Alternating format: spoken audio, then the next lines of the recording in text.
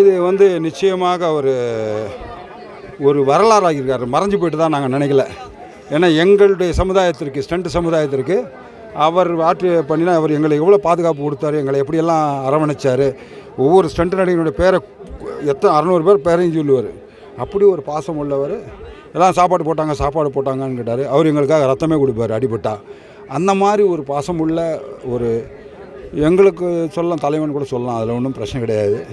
ஏன்னா அப்பேற்பட்ட ஒரு நல்ல உள்ளம். அதுதான் அது அந்த ஒரு விஷயம் வந்து எங்களுக்கு அது அந்த ஸ்டண்ட் யூனியனில் இப்போ கூட சண்டை போடும்போது கூட எல்லோரும் போலீஸ்காரங்க வீட்டில் போன கூட என்ன சொன்னாங்க, அவர்கிட்ட உதவாங்காத ஆளுங்களே இல்லையா, நாங்கள்லாம் உதவாங்கணுங்க ஐயா, எங்களுக்கே இடம் இல்லையான்னு கேட்ட உரிமையோடு கேட்டாங்க. அந்த உரிமையோட விஷயம் என்னென்னா, அத்தனை பேர் இப்போ சூப்பர் சுப்பராயன் மாஸ்டர் இருக்கார். அவர் எவ்வளோ பிரமாதமாக அவர் படம் பண்ணார். ராக்கி ராஜேஷ் பண்ணாங்க. எத்தனை பேர் அவர்கிட்ட வேலை பண்ணாங்க. அவருடைய அந்த கிக்கு அந்த கிக்குக்கு அத்தனை பேரும் தேட்டரில் கிளாப்ஸ் பயங்கரமாக விடும். ஒரு ஆக்ஷன் ஹீரோவாக இப்போ எல்லோரும் வந்தவங்க எல்லாமே அப்படி ஒரு ஆக்ஷன் ஹீரோ வந்தாங்க. அதில் மனிதநேயத்தோட ஒரு ஹியூமனிட்டி, அது எந்த ஒரு தொழிலாளியாக இருந்தாலும் அந்த தொழிலாளிக்கு மேல் ஒரு பாசமும் இதுவும் வச்சு பரிவோடு அவர்களை விசாரிக்கிறது.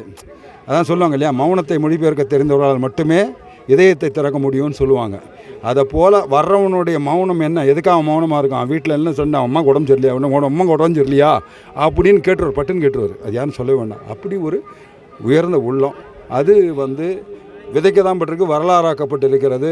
இது எங்களுக்கு நிச்சயமாக எங்கள் சங்கத்திற்கு, எங்களுடைய ஸ்டண்ட் நடிகர்கள் அத்தனை பேருக்கும் உறுதுணையாக இருப்பார் அப்படின்னு நம்பி.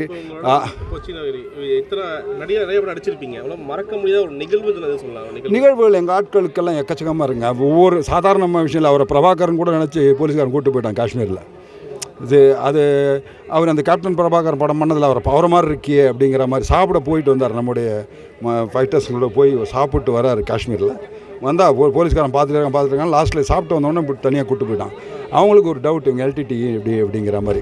ஏன்னா ஒரு விடுதலை அந்த ஈழத்திற்கு ரொம்ப இதுவாக இருப்பார். பார்க்குறதுக்கு பிரபாகரன் ஐயா மாதிரியே இருக்கார் அப்படிங்கிற ஒரு இது.